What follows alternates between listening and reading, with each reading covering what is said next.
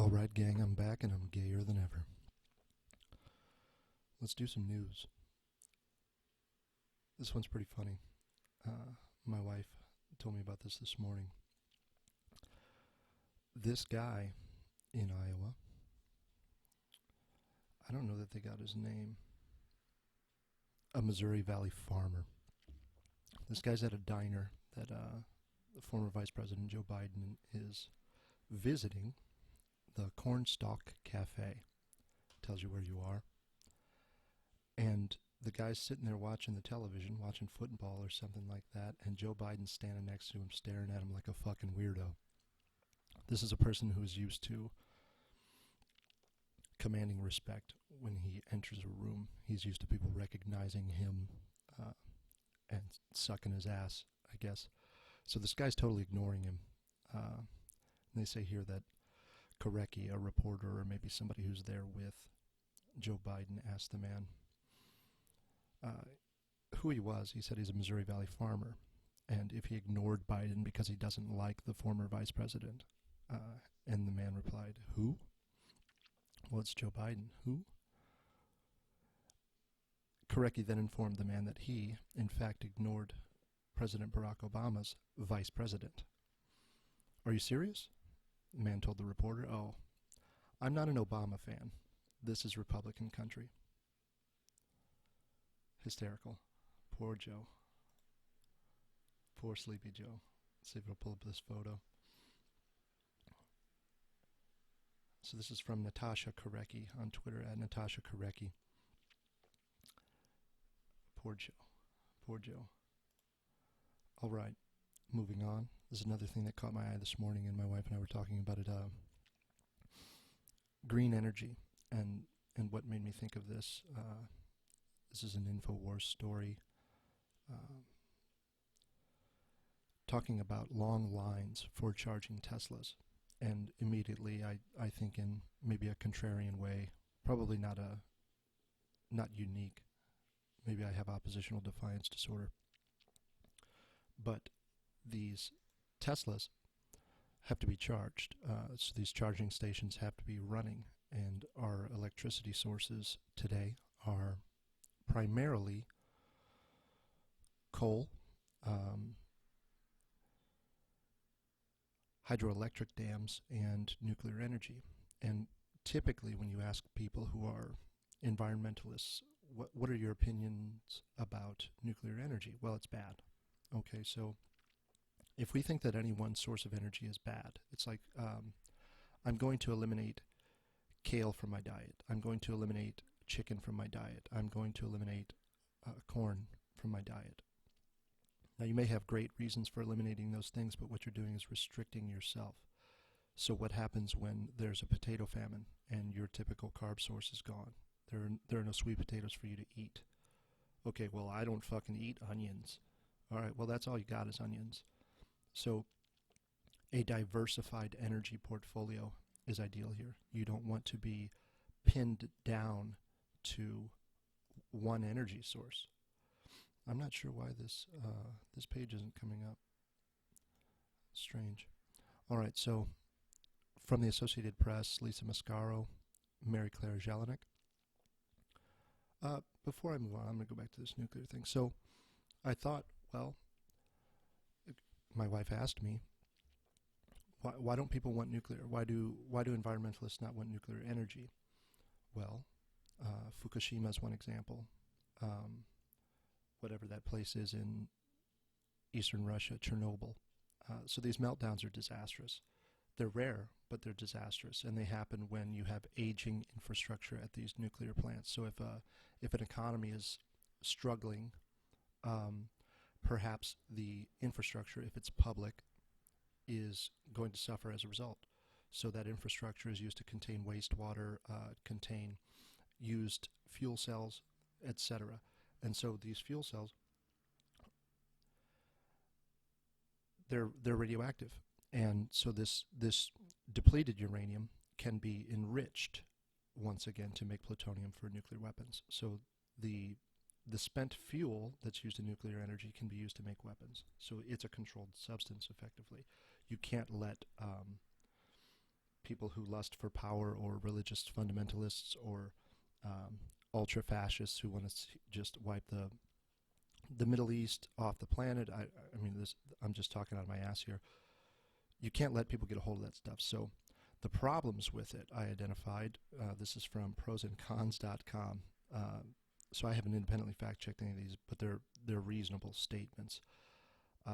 You have the waste disposal, which I mentioned, presents an environmental threat. Fukushima, they were detecting increased levels of radiation in the water on the western seaboard in California for years after the Fukushima meltdown, and I suspect that there's still elevated levels of radiation in the water today.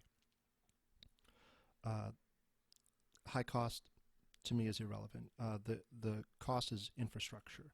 Once you build the plant, the cost is maintaining the plant. But as for whether it costs more to the consumer, the end consumer, is Gulf Power going to give me a cheaper energy source than Gulf nuclear facility? I don't know. I can't say. It's expensive to mine it.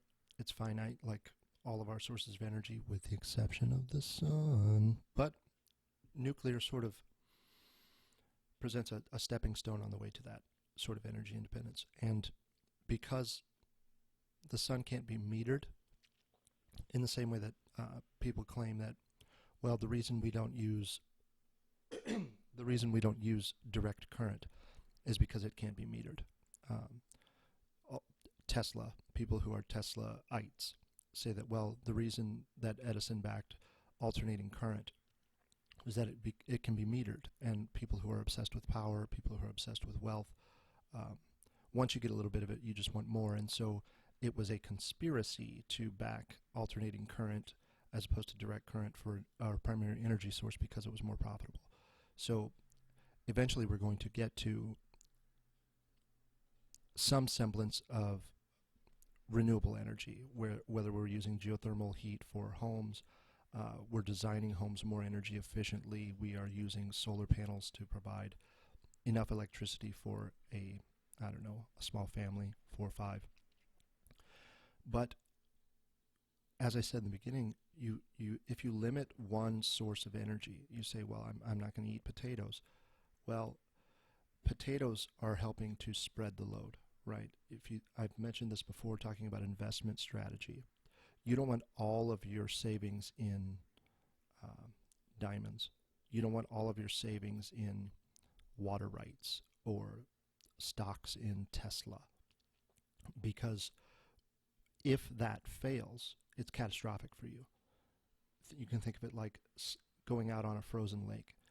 You want to have as many points of contact with that frozen surface as possible because you're minimizing the pressure you're putting down in any one point.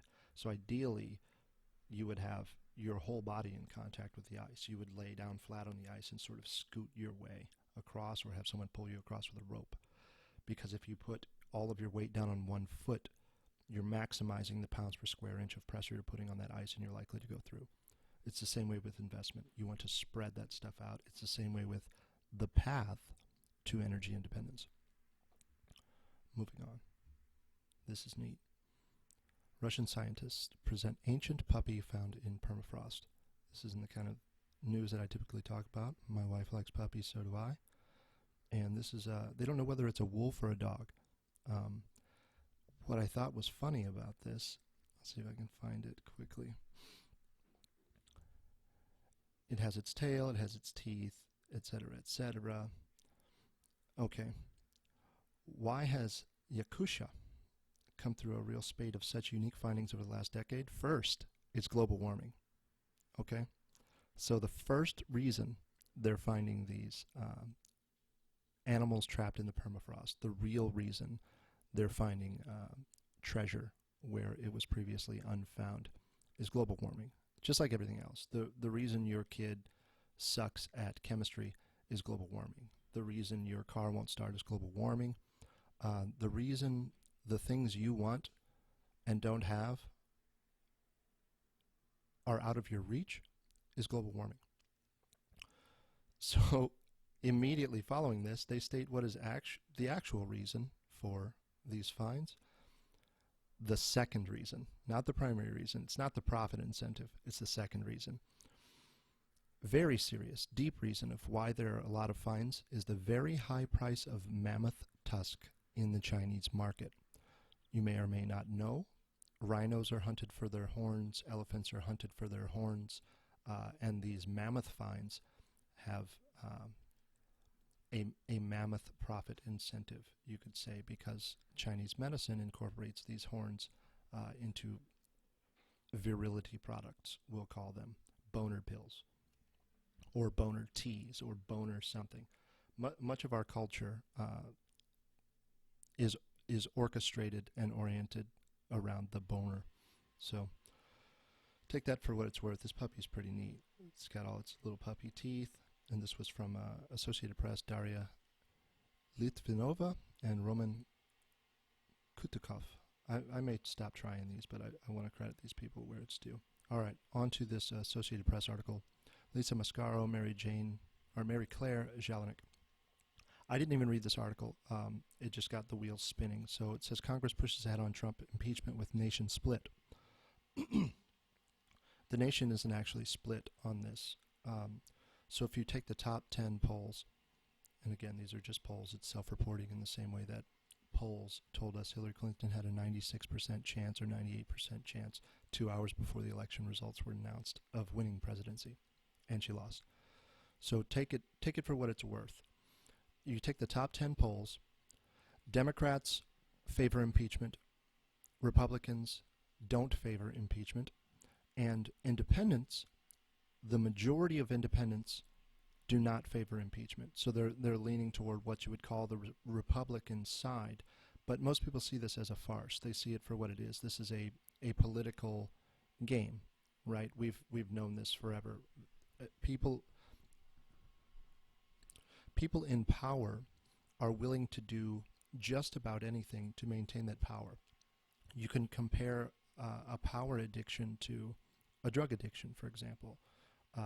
People will rob, cheat, steal, harm otherwise people they love for the thing that they want.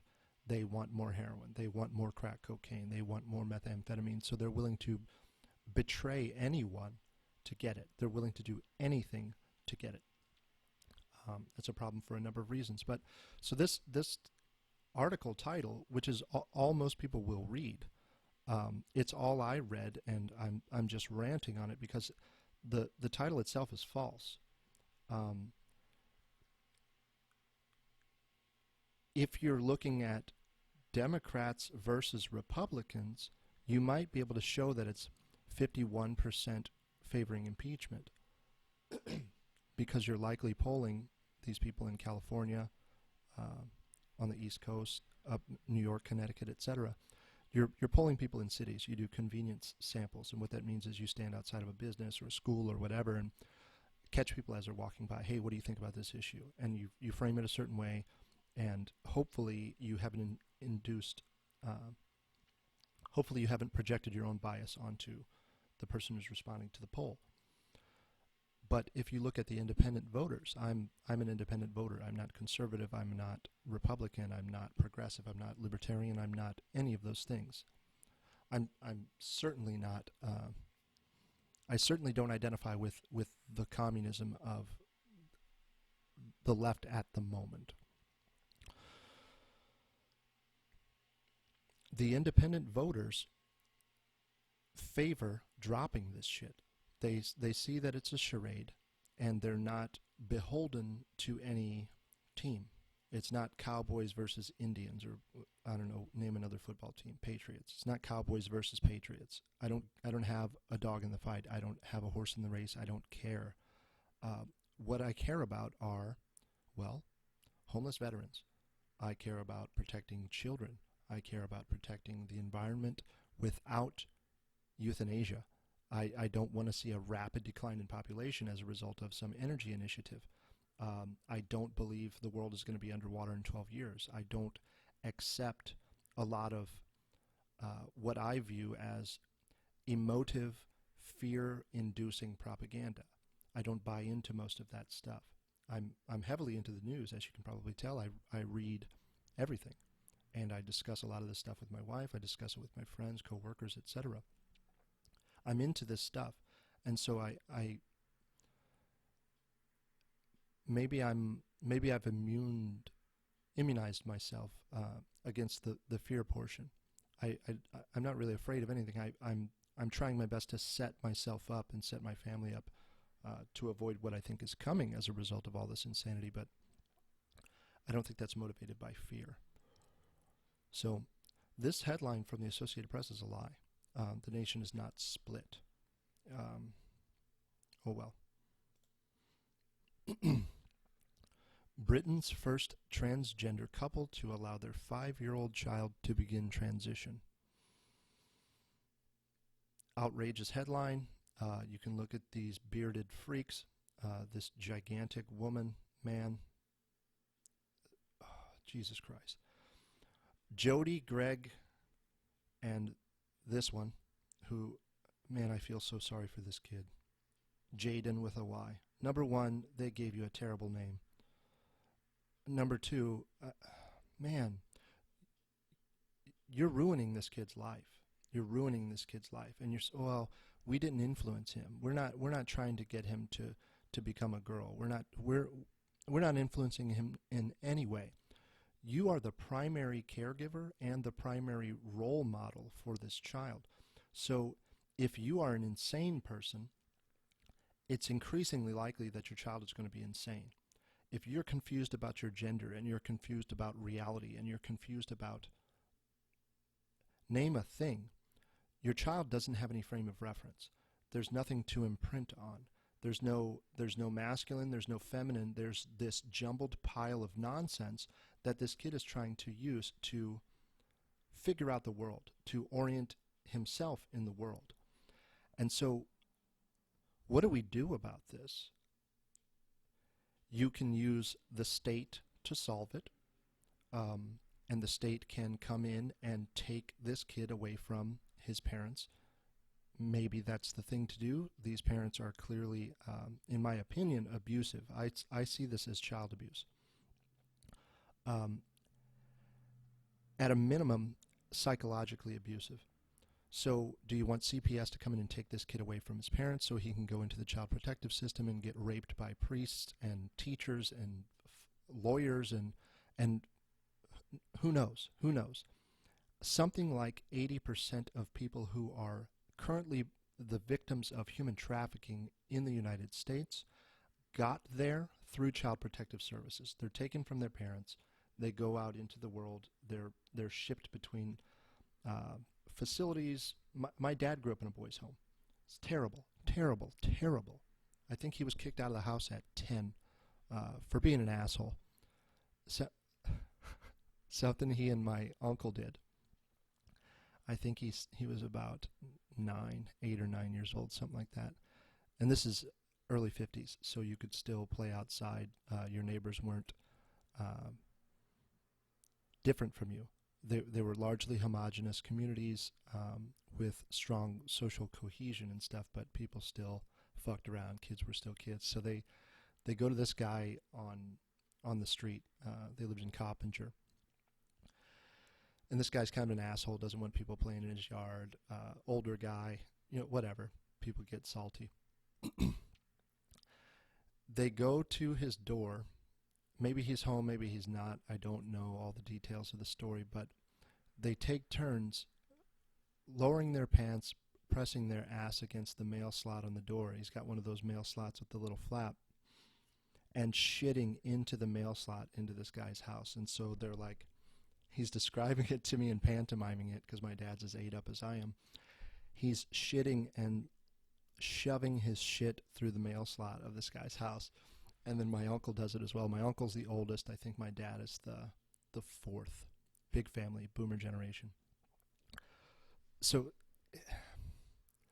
were they better off than this kid who's going to die alone as a result of his parents' decisions to enforce this postmodern conception of what men and women are onto him? I think they were better off.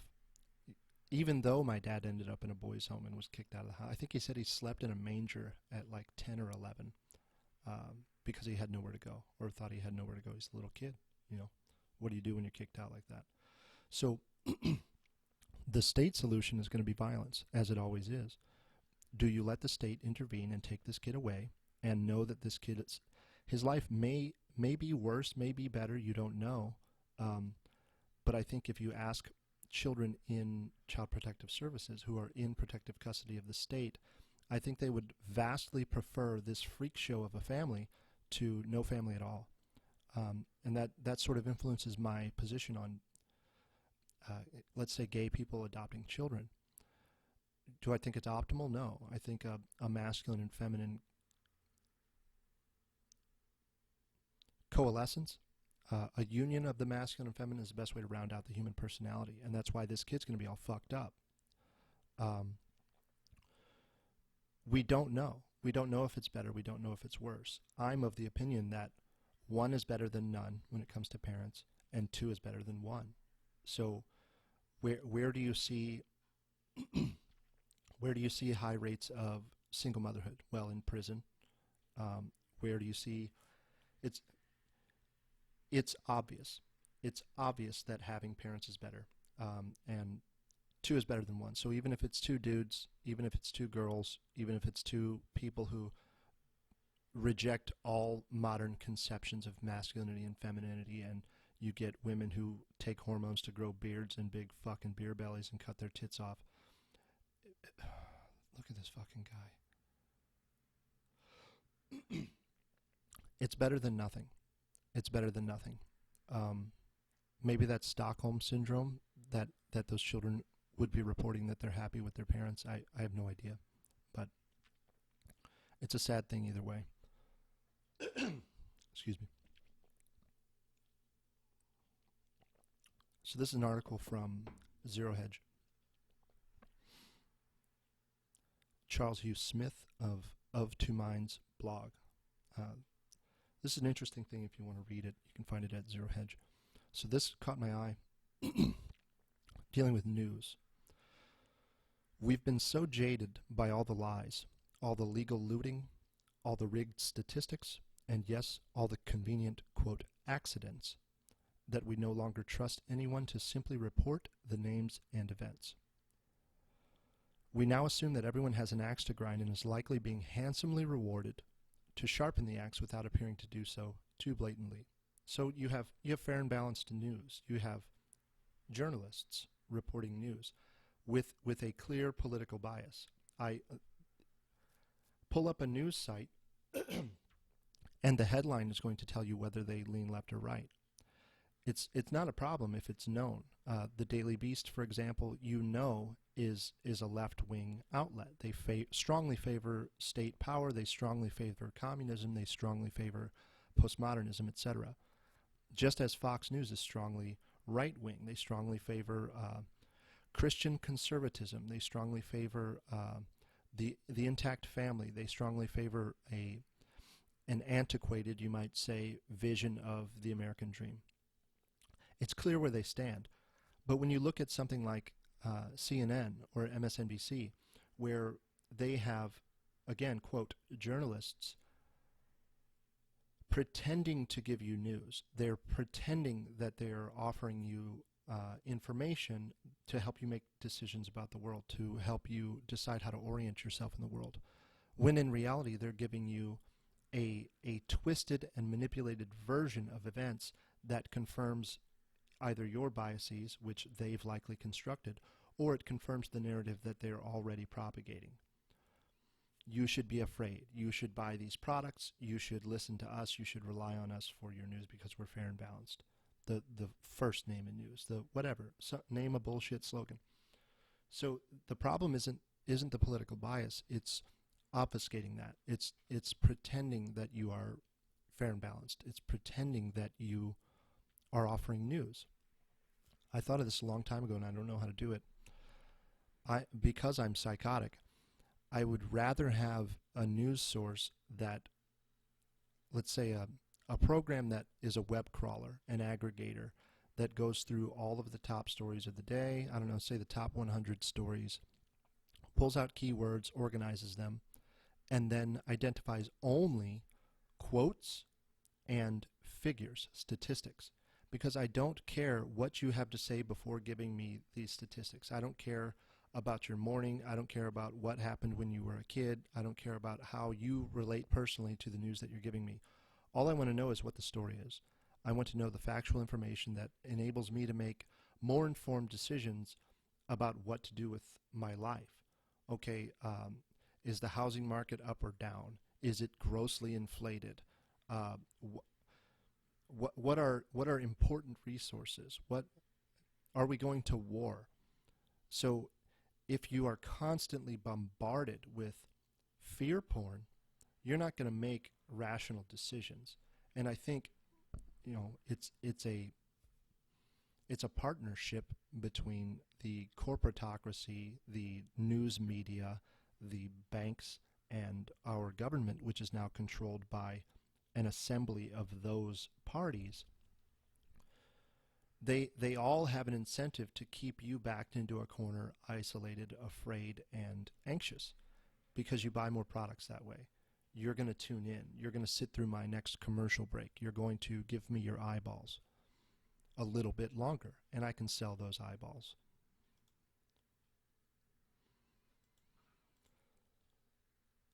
That's all I got, gang. We'll see you.